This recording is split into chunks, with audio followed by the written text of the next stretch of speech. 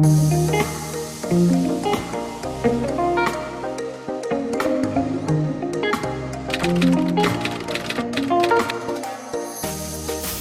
guys! Welcome back to my channel.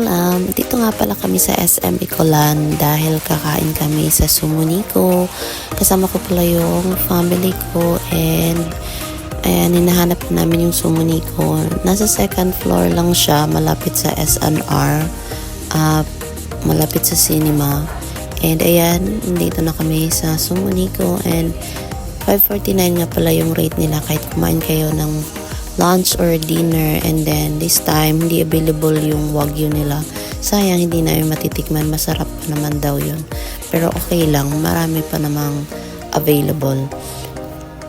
Ito naman, nasa table lang to nakalagay, and dito nyo isusulat kung ilang order yung gusto nyo, bawat menu, and then ibibigay nyo sa kanila. And ayan, dumating na yung side dishes namin. Super sarap talaga lahat ng side dishes nila. Hindi nakakaumay. And yung meat nila sobrang malasa and malambot.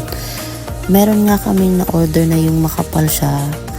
Isa lang yung in-order namin kasi baka nga makunat or ano. Pero nung natikman namin, super sarap. Ang lambot niya. Kalimutan ko lang kung anong tawag sa ano na yun. Sa timpla na yun. And yung fish tofu nila, super sarap din. And ayan, malapit lang kami sa counter kung saan nakalagay yung mga food, and itong place nila sakto lang at saka maganda dahil hindi nga siya mausok, hindi ka mangangamoy. And ayan guys, kakain muna kami. Enjoy watching.